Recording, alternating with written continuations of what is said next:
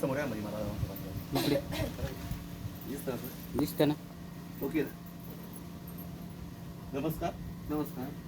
माझं नाव सुनील जाधव. हां. मी अमृतारा कंपनीला आलेलो आहे. बरं. सर मी तुम्हाला काय आलं रे पॅरालिसिस सर. बरं.